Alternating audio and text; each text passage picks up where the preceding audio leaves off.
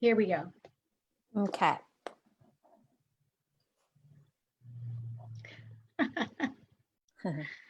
What were we even talking about? Well, I had just talked about, Here we are. yeah. Okay, we're live again. We're live again. Hello. Oh my gosh. So the electricity just stopped. Boom, just went out. The wind was blowing much earlier, but there's no reason for the electricity to go out except, it's for you and me, our sizzle sazzle or something. So Deb Gorman, if you want to come back and start a watch party again, thank you so much. And Denise and Maxime and Sandy and Judd and JC, April. Okay. Where were we? Should we just start over again? Yeah, let's start over again. Okay.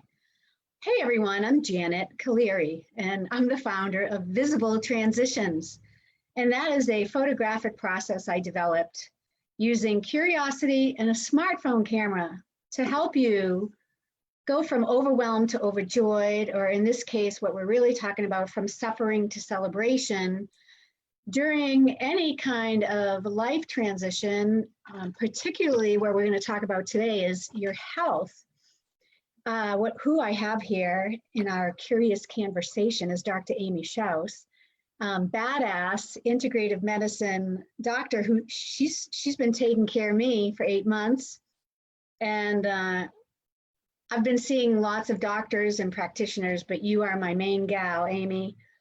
And Amy got to witness me using Visible Transitions process to help me heal and get through my health crisis. And Amy wants to tell you about it. And then we want to share with you the importance of treating the whole person and what I have developed to fill that void. Exactly. Dr. Amy Shouse. All right, so my name's Dr. Amy Shouse, and I have a clinic in Northern California called the NorCal Center for Integrative Medicine.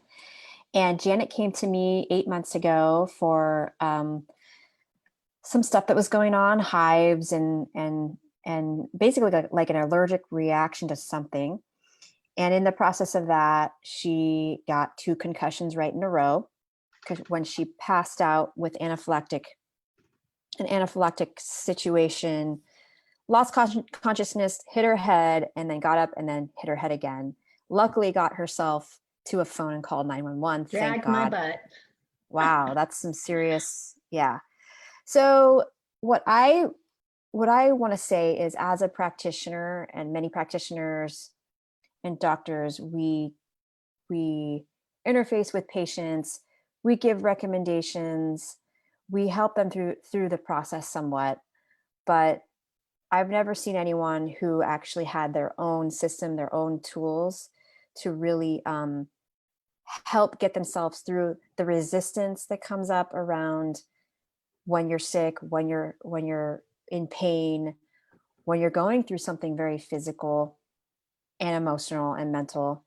But I was just in awe of this process because I felt that the work we did together was important, but I felt like the work Janet already had done on her own and what she used with her visible transitions really catapulted her into another level of healing. And I saw her document her changes, document her experience and the process.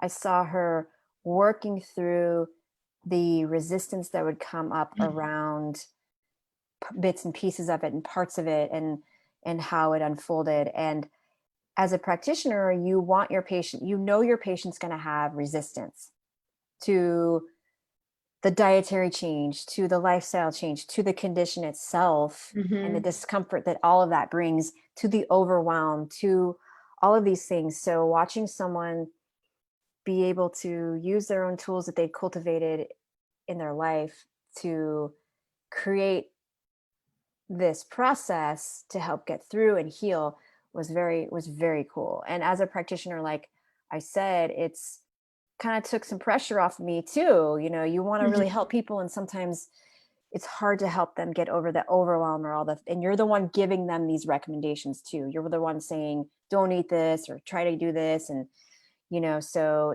for someone to have that process was something I'd never seen before. And I was like, wow, there's something here that we can all use as patients, clients, or practitioners.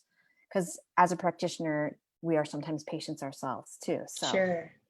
yeah. Well articulated, Amy. Of course. Yeah, there's so much goodness about it, and it does help to catapult the patient to another level of healing. There's so much uncertainty, like with a brain injury, total unknowns. There were times where I thought I was messed up for life, like really messed up for life. I still have issues I'm dealing with, like I have major diplopia, major double vision. Like if I'm resting my eyes right now, and there's two of you and there's two of me. And today I took an hour and a half really deep nap because I had a headache, I think from overdoing it. I'm very good at not overdoing it. So during my process, of course, resistance arose. So when we're resistant, we're literally we're stopping and blocking ourselves from taking action, from the good behaviors, from accessing our intuition. And I think you'll agree with me here that listening to our bodies is extremely imperative to our healing. If my body says no, like you directed me to do a few things that I came back to you and said, you know what, my body's saying no to this. Mm-hmm. And so I didn't do it. And you weren't right or wrong, and I wasn't right or wrong. It's so when we're resistant and we're frustrated, and like the little girl with her feet bashing on the ground, I don't wanna, we are literally stopping our healing. And so you got to witness me doing my neutrality practice, tracking evidence of progress, and how that just dropped my resistance. And I went ahead and I did the good behavior, and I have gotten extraordinary results. Mm-hmm. Anyone heard no, go see Dr. Amy. I got great results. So I'm in like my 8th month. I would say someone with a traumatic brain injury, and I had a parasite, and I had the mast cell activation syndrome and the hives and all kinds of other stuff. I'm in menopause, by the way.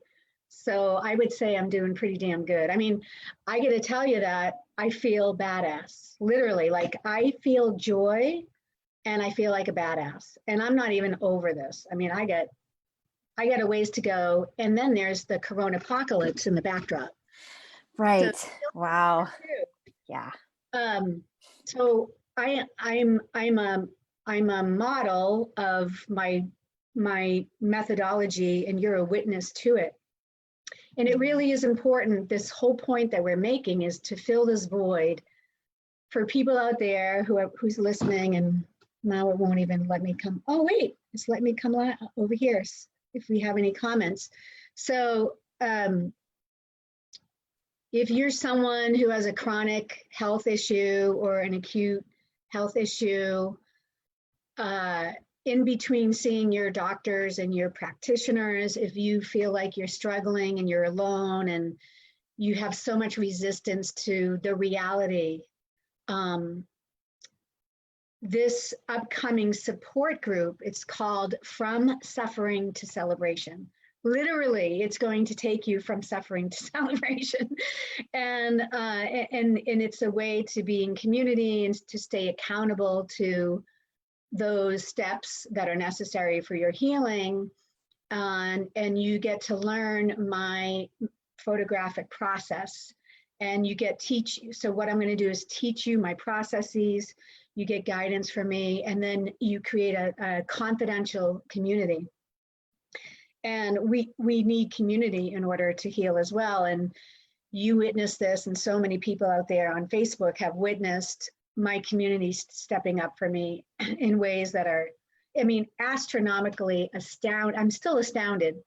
So if I was resistant to receiving help, and I'm going to say that because I know at least one person listening right now is resistant to asking for help or receiving help. I used to be there. I grew up Irish, Italian, Catholic in Boston. Yeah. Rugged individualist. Mm-hmm. And so the process, it drops and dissolves that resistance. So you can start easily listening to your body. You can ask for help and receive help with humility, and there's no shame. You can easily take action on the good behaviors and then see the change. So I tracked my progress. So the brain hates change. So this is the big key. You're a doctor, practitioner who's working with people who are resistant. So you witness this. And a lot of it is around the brain, that the ego part of the brain, the subconscious that hates change. It's afraid. So when we take pictures of little steps of progress, the brain begins to feel safe. And it starts to get on board with moving over this way instead of this way. The old habits or patterns or mindsets that are unworkable, especially for maybe there's a health crisis, somebody has lupus, and moving over this way. And so it's a celebration. So I mean, I celebrated with you real often. I would text Amy pictures. Look, I walked the length of 10 houses on my own. So the first time I walked on my own, it's a big deal. Don't dismiss it. Do not dismiss all the little steps. We've got to celebrate so that our brain and our nervous system start to calm down. We can only heal, and tell me if I'm wrong, but we can only heal when we're in a parasympathetic state. Agreed. Okay. Yeah. So when we take pictures, we're celebrating, the brain's on board, the ego's on board, we're relaxed, and we're getting into a parasympathetic state, and that's where the healing is. And it was, for me, I got to witness myself. So the first time I walked on my own, I walked the length of, I think it was 12 houses. And so I did some selfies and I counted the houses, and then I came back and I documented in my calendar, and then I would text you pictures. And as I shed 47 pounds. So I would show you some pictures of me fitting into clothes that I haven't fit into in so long. And when I was done with a certain medication, what else? Oh, like my hives, right? So I would text Amy pictures of my hives. And now I haven't texted her any photos of my hives because that's true. I just realized they're not totally gone yet. And you'll know when they're totally gone because it'll be a celebration, but I'm going to wait like a full week until I have none to really say. But at night right now, I do still get like some hives on my scalp. It's really annoying.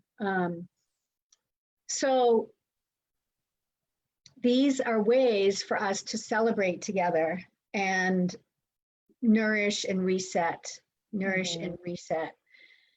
Like today I had a huge headache all day. I had a meeting at 2:00 and I still didn't feel good. So I canceled the meeting, and I don't get upset. So the visible transitions process helps you to be with what is, like to be with reality, because when we fight reality, we're exacerbating. We're suffering. We are suffering. Yeah. Yes, we are suffering for sure. That is so true. Yeah. And we don't need to suffer, or at least Mm-hmm. we don't need to suffer for long periods of time. Like, of course I have suffered in 8 months, and of course I have been resistant. The point is that I notice it quickly. So this process brings that awareness. Oh my gosh, I'm so resistant right now. And having that awareness and doing the neutrality practice, which you'll all learn in the support group, for example, or tracking progress, it starts to drop that resistance. Mm-hmm. Now, I mean, I'm at a point where I don't even need to do the neutrality practice, really. It's like, I know I'm resistant, and then I notice I'm resistant, so I'm curious. That's interesting, I'm resistant. And just in that curiosity about it, just noticing it, Mm-hmm. instead of fighting it and inflaming it, it doesn't have a hold of me. Right. So we get into our own personal power here. We get into the driver's seat. And for healing, every patient needs to be in the driver's seat, Mm-hmm. not the doctor. You know, exactly. Right? The doctor is in the passenger seat, and we work in unison. And the old paradigm, you know, like my parents still think the doctors are in the driver's seat. But Yeah. with Amy, you know, like I'm willing. I mean, I needed to raise funds, and my savings emptied, and I raised some funds. Thank you to my friend Christina Starayan on GoFundMe, and paying practitioners like you mostly out of pocket, and it's worth it because you're right alongside me. You're in the passenger seat, and we're doing it together. Well, what I've noticed with patients that aren't in the driver's seat, that hand over the keys to the provider or practitioner, they don't get better as quickly, they don't get better as effectively, and sometimes they don't get better at all because they've handed over their power. So I just had to chime in there for a second because I realized no, that. I wanted you to. Yeah. And the other thing I was going to say, and I'm wondering what you think of this, is because I know that I've experienced this feeling, is fighting reality, because I feel if I accept reality, the reality of what's happening, then it's going to be like this terminal place that I'm going to be forever. Or, you know what I mean? Like it's going to be such a great point. This opening that I'll never return. You know, it's like, that's part of the fight. It's also, the fight is like, I don't want to feel this. I don't want to be here. But it's also, if I do accept it, then, you know. This is such a great point, Amy. So perfect. Okay. I'm really not one to live by labels and diagnoses. So I was a medical professional. I was a radiology tech in cardiovascular interventional radiology for many years. I was also in private in-home caregiver. And when I was working in radiology, I had many health problems, and it was diagnosis after diagnosis. And I became victim to those labels. So, so this is such an important point, is I can, and I say I, because I can speak for I'm speaking for myself, but I'm really speaking to all of you. I can tell myself the truth. Okay, the reality is I have a concussion or a traumatic brain injury, all right? Now, that's in the moment, that's an in the moment thing.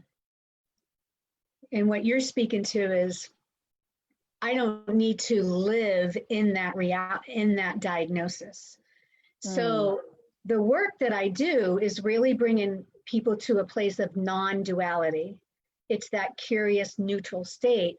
Now, we need duality in order to live. We need black, white, big, small, but we don't need to live in duality here. So so you and I are speaking to that right now.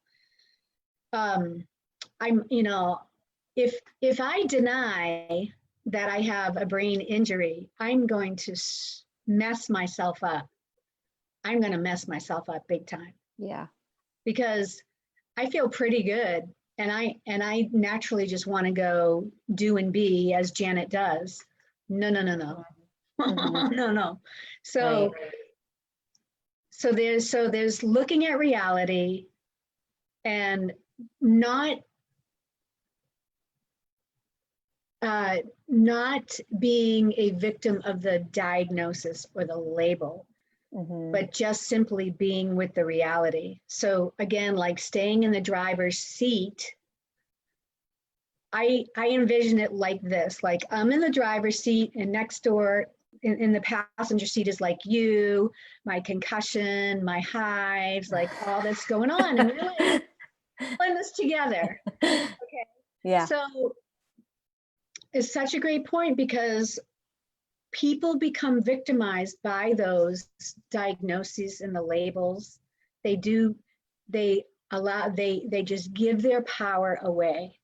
And visible transitions is an excellent technique to help you take your power back and stay sovereign and stay self-governing with, you know, all the labels and stuff right over here, not in here.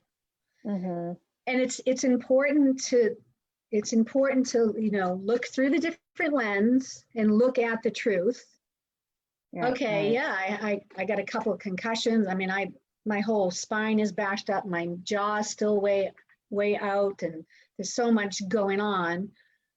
But I don't have to live in that duality state of that these things have power over me. Yeah.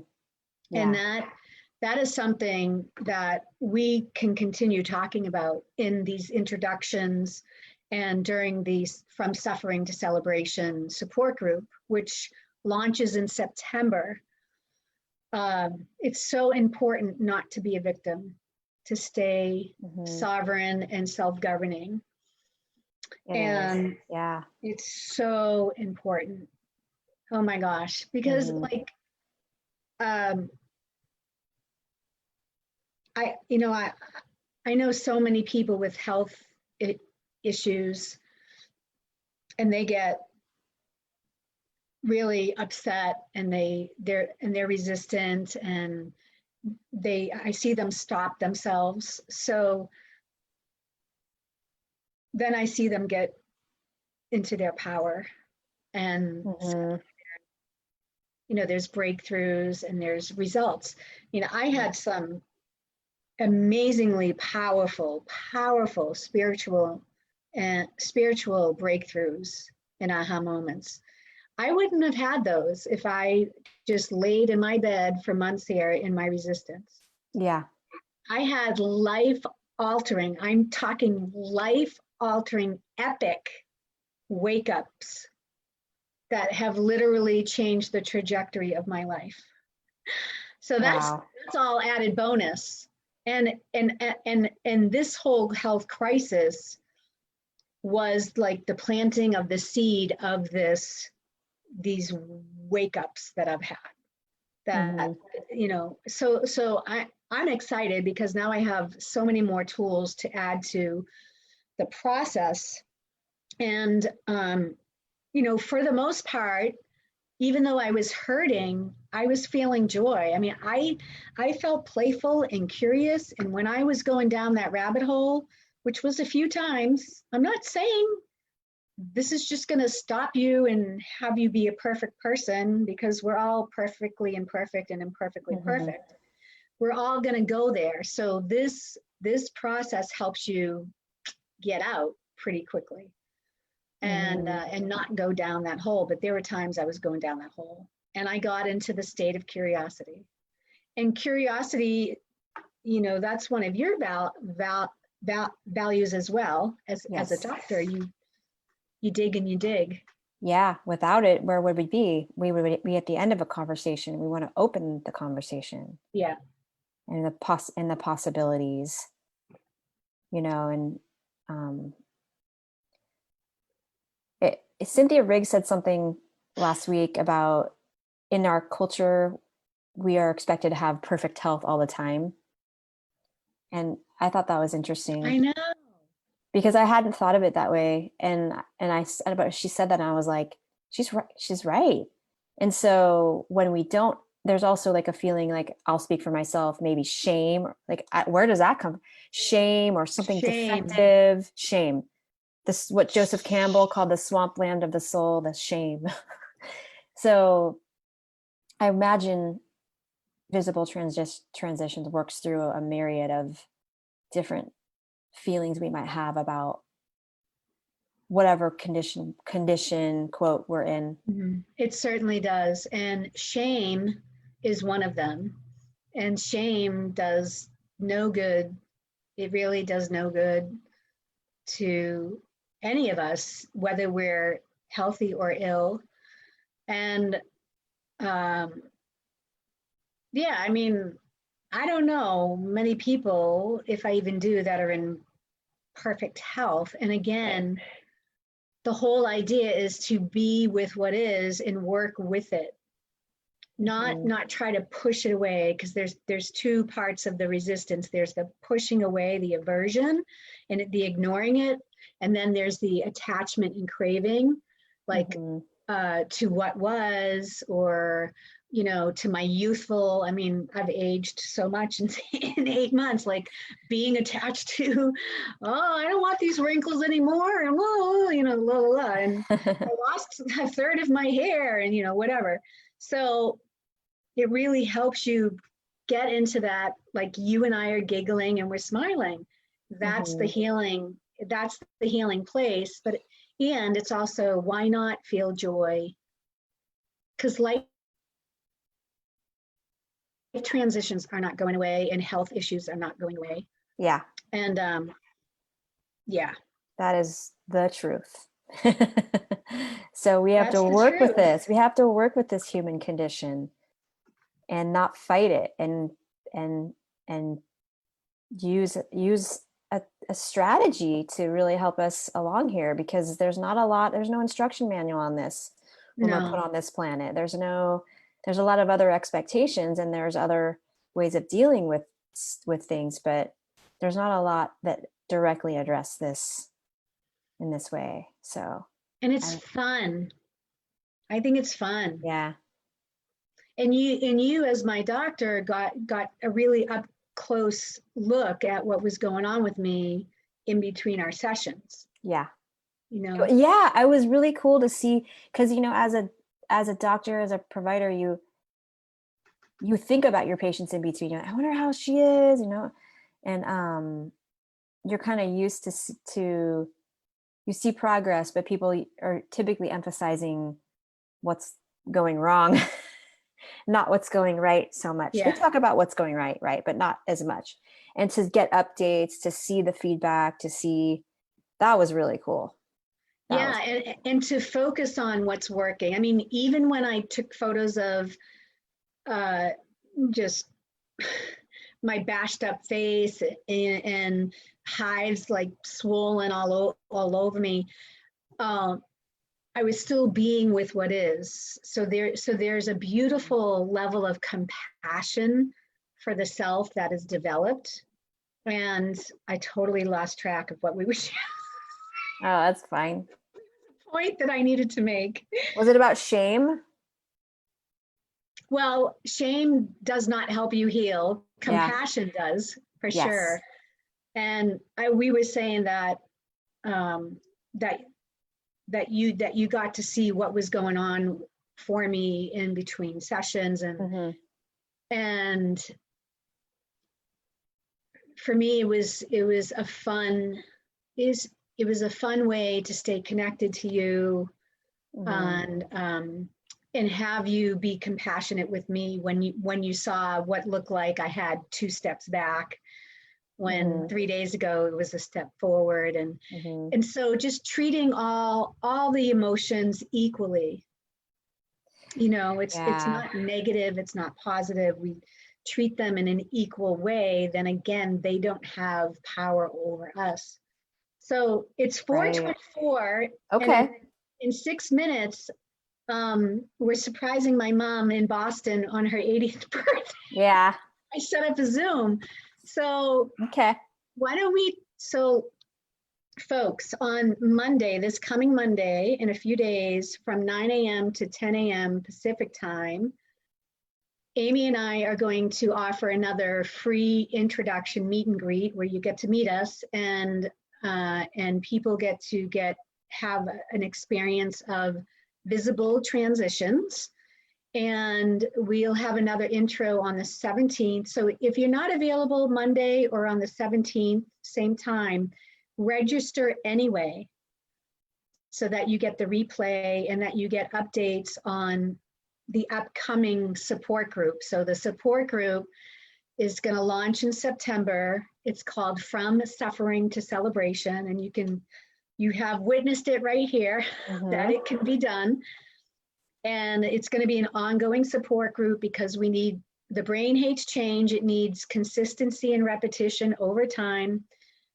We need community and accountability in order to make any change, even if it has nothing to do with health in our businesses or with our relationships. So we're really excited. Amy and I are excited because she has seen that my process fills the void between the patient and the doctor. And we'll see you this Monday, August 10th, 9 a.m. PST. And I'm going to drop the link in the comments below, and you can click on the link and register. Awesome. For the free intro. Yeah. Thanks, everyone. I hope to see you soon. I hope to see you Monday. Thanks, everyone. Thank you, Amy. Yeah. Take care. Bye for now. Bye. Bye.